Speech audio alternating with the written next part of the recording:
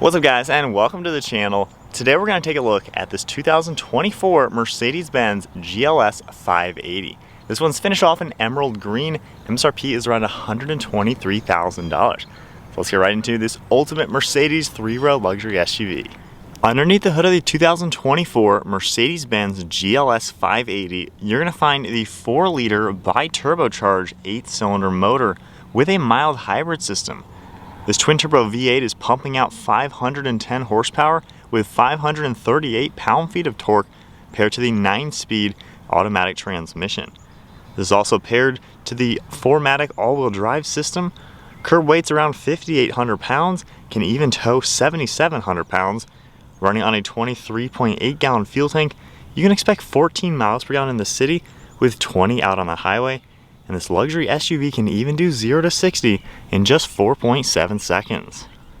Overall length is 205.2 inches with a wheelbase at 123.4. Width is 79.9 and height is 71.8 inches. Moving on to the exterior styling with this 2024 Mercedes GLS. This is Mercedes-Benz largest SUV and it certainly has some road presence with the size. That emerald green color also really stands out in the sunlight and almost looks black in the dark sides. We get a really nice set of LED headlights with a blacked out housing. You can see the DRL is up above that, and I love how it fades towards this massive grille. You got the dark chrome trim, really nice slots with your Mercedes badge right in the center along with a forward facing camera. Certainly has a lot of road presence with that massive grille.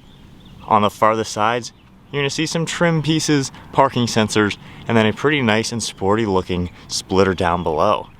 Got more parking sensors in the center, and then an opening down below to provide more cooling to that twin-turbo V8.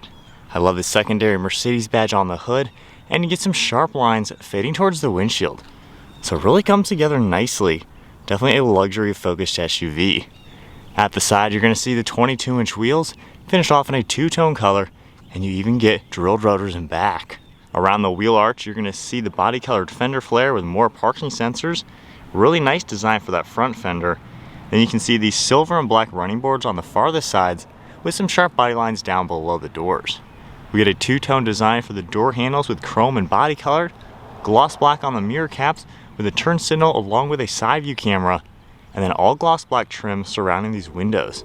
You're going to see black for the roof rails, panoramic roof up on top, and very clean lines throughout the side. The overall side profile, once again, this is a full-size 3-row SUV. It has a fantastic look. It doesn't look too big or too small.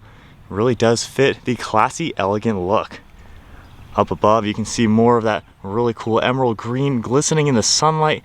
You have smooth body lines surrounding the wheel arches, and the actual fender flares bulge out a little bit just to give it that extra flair. You're going to see the integrated spoiler up on top, along with a third brake light, gloss black trim surrounding the windows. Then you can see your 4MATIC badge along with Mercedes and GLS 580. You're also going to get a nice chrome trim piece connecting the two LED taillights. You can see how sunken in they are to the bodywork. Very clean design.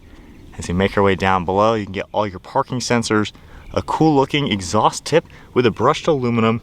You're going to see 2 exhaust pipes in each of these tips. You can also see gloss black for the rear diffuser. Trailer hitch is right in the center, and I like all the clean body lines throughout this liftgate. Really comes together nicely, fits the design of the GLS. Certainly is one luxury focused SUV. And then taking a look at the key fob, we get lock, unlock, your power liftgate, and then just some aluminum color accents. If you do keep the car locked, we have power mirrors, but all you have to do is grab the door handle, everything unlocks, and we can move on to the interior. This particular spec has the Carbona beige leather interior with some black and aluminum accents all throughout it. Taking a look at this door panel, you can see the black material as well as that beige color. You can also see the aluminum color on the release handle with lock and unlock, all of your window controls, mirror controls, seating control up on top with heated and ventilating. We got a full Burmester audio sound system and this nice light wood trim. Got some storage down below, power liftgate down below that as well. Then Mercedes is along this door sill. You can get a good idea of these steps, and then a nice look at these seats. You got all the stitching on them, perforations throughout the center. Very luxury and comfortable focused seats. You can see up on top a nice pillow top design for that headrest. and then spinning around to the steering wheel wrapped in the wood and leather. Nice 3-spoke design with black and silver. And then now inside the GLS580, keep my foot on the brake, we can go ahead and fire it up. Both of your LCD screens are going to roar to life. You're going to be able to take a look at all the configurations. We got the speedometer, tach, fuel level, and then of course down below you can see your power and charge for this mild hybrid system. You can swipe over here up and down, and it's going to go through all sorts of different settings on the screen. So you can see a few different things in here. Then if I hit the home icon, we're able to configure the actual screen itself. So you got a more sporty focused one, a simple one. You can of course get full screen navigation. You also have more things like that, and even a full off-road design.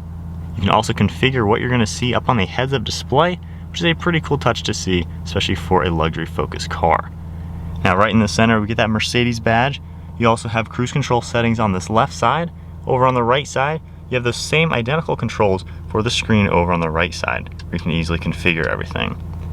You're also going to see volume controls, Bluetooth, paddle shifters, your gear selectors on the right stalk, turn signal stalk on the left with all the windshield wipers, and then down here you can see your headlight controls and electronic parking brake. You can also get a good look at some of the ambient lighting, got one of your air vents, and then this synthetic leather material running across the entire dashboard.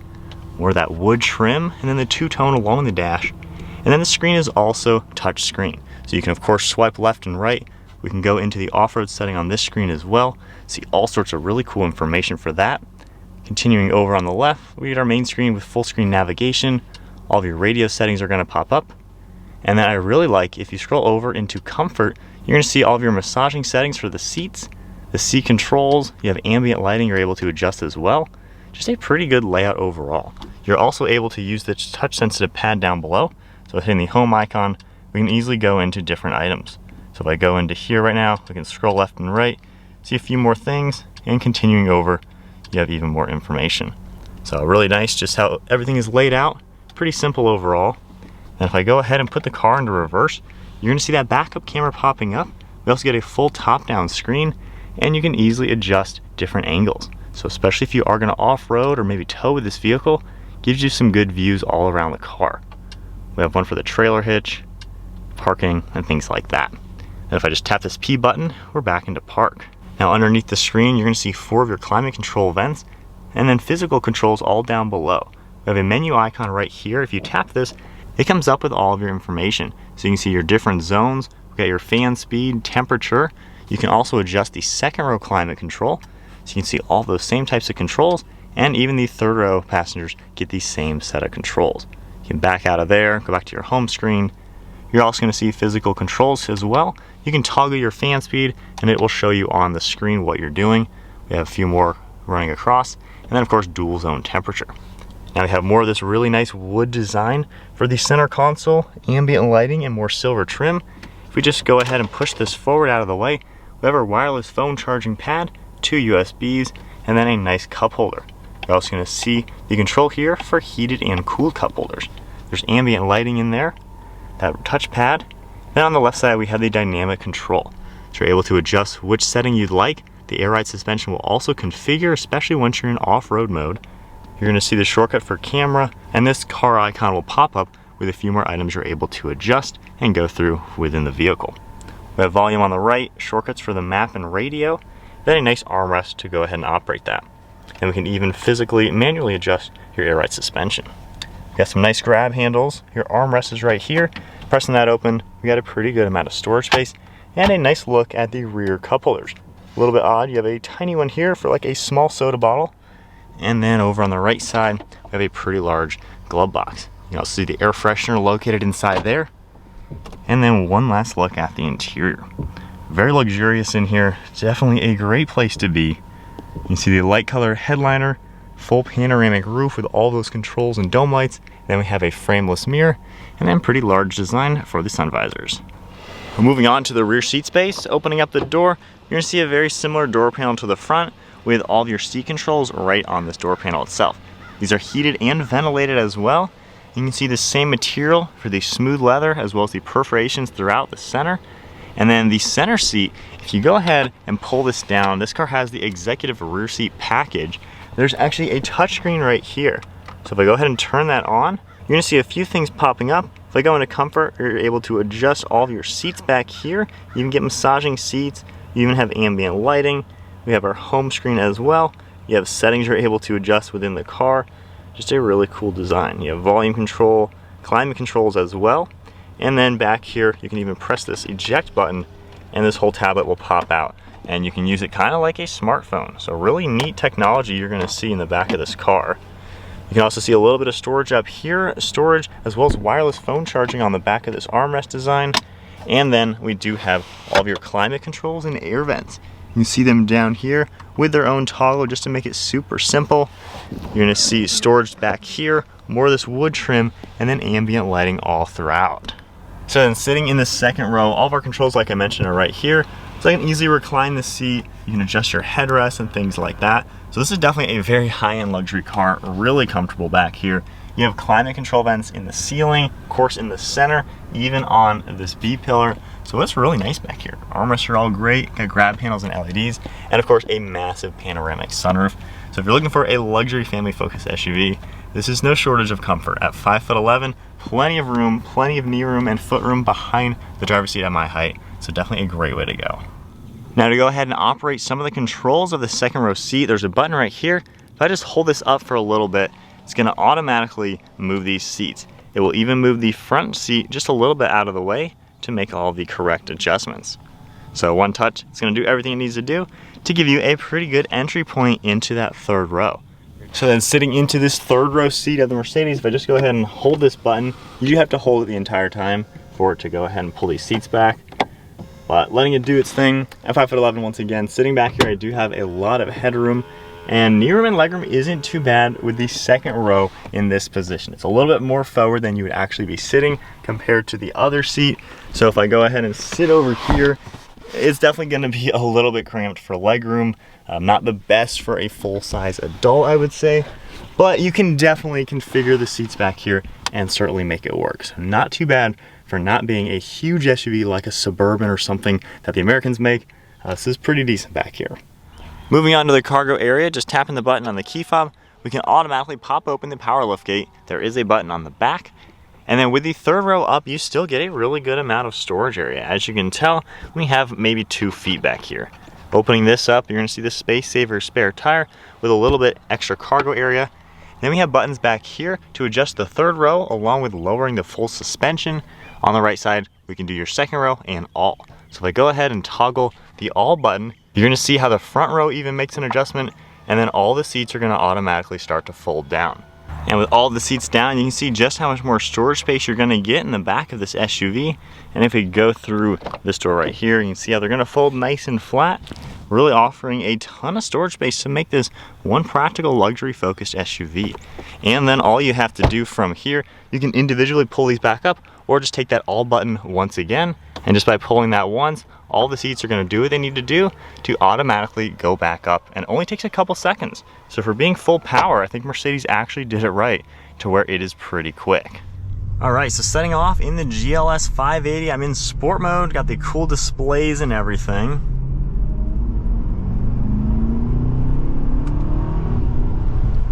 This thing is pretty quick. Obviously being a full-size SUV, nice to see the V8. Now the standard model GLS does have a 6-cylinder, so this one is kind of in the middle with the big boy engine.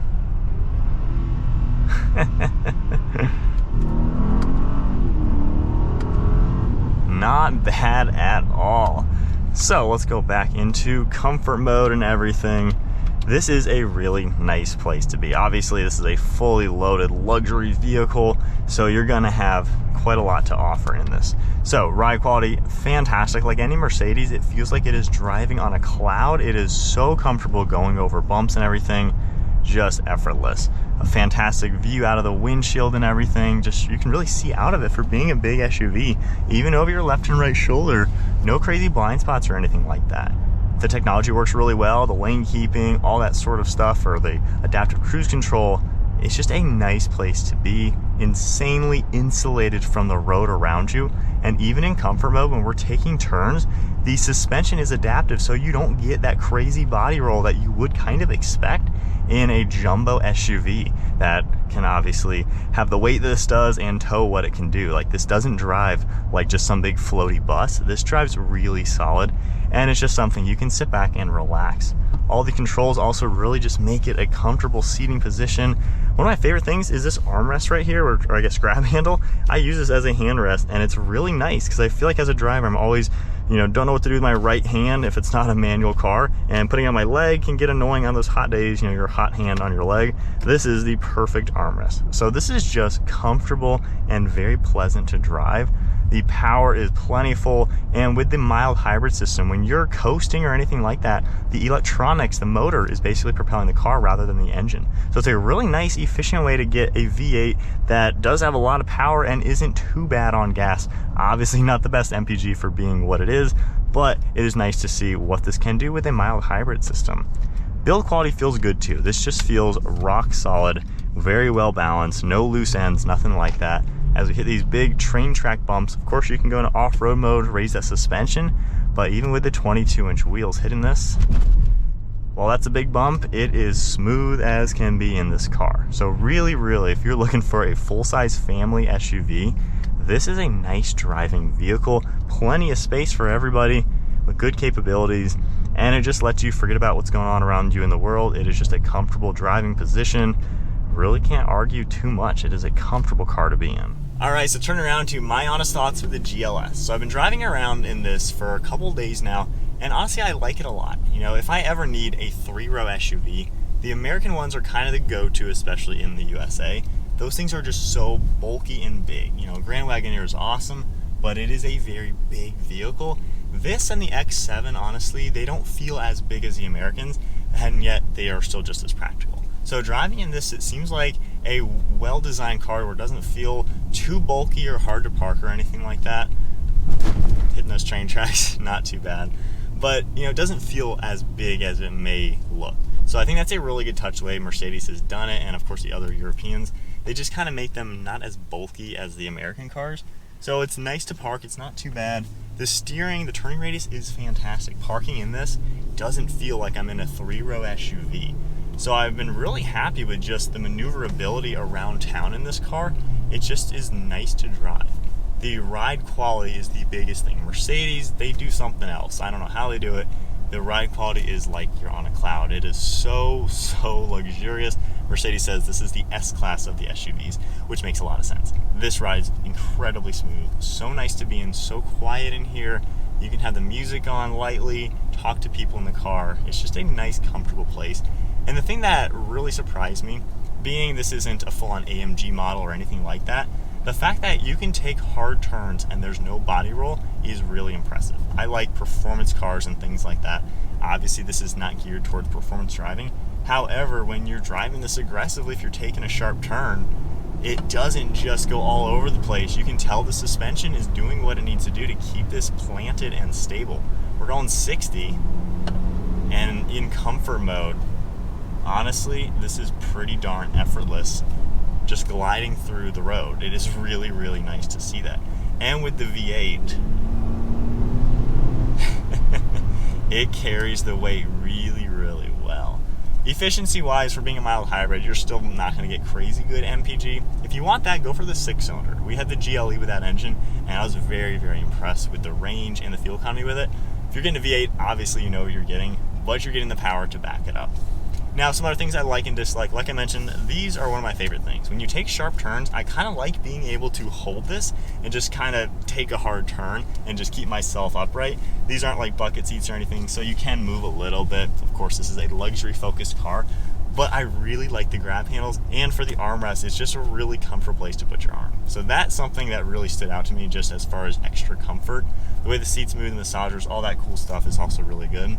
And then the size and stuff in the back, while I'm not the biggest fan of having a button to do all of that, there's no manual controls back there, I like how there's the one-touch button to lower both rows of the seats. My wife and I had some house projects to work on. We loaded some stuff in the back. Pressing the one button, all the seats went down, and then we pressed the other button to lower the suspension, and it was a lot easier lifting the heavy objects into the back. So while this is a 6-figure luxury family car, it's also a utility vehicle that is actually really easy to use for the work stuff. It can tow. you know, it's just easy to do all that stuff. So I like how Mercedes still gives you a utility vehicle with their luxury cars. Obviously, not the average person is probably buying this for 120 grand for their utility vehicle, but it's nice to know you can get a top-notch luxury SUV and still use it for SUV things and not just use it for cruising. So it is very well rounded for sure. Only complaint, I would say my real complaint, for being $120,000, this is all fake leather. It's not the genuine Nappa leather. For only about $1,500, $2 grand, you can get the Nappa leather interior. Seems like it only comes in black though. So I would think for $100-something thousand, that should just be standard. It should only come with full real leather interior. That's my only gripe. The only real leather on this car is the steering wheel. So just this particular spec, you know, I don't want to see fake leather on a 6-figure car. That's my only gripe. Not to say it's a bad material, but I would just like to see genuine leather if I'm dropping over 100 grand on a vehicle. So let's go back into sport mode now. I do like the screens. I think they're easy to use. Mercedes has come a long way making everything easier to use. I feel like the previous generation stuff was not the easiest. But it is a cool SUV and still something you can have some fun with.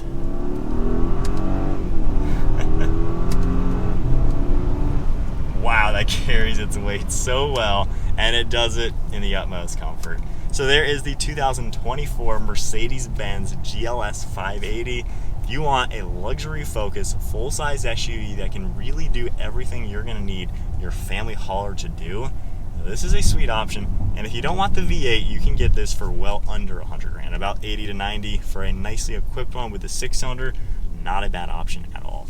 That is it for the video. If you enjoyed it, give it a thumbs up, hit that subscribe button. Stay tuned for plenty more content to come, and I'll see you all in the next video.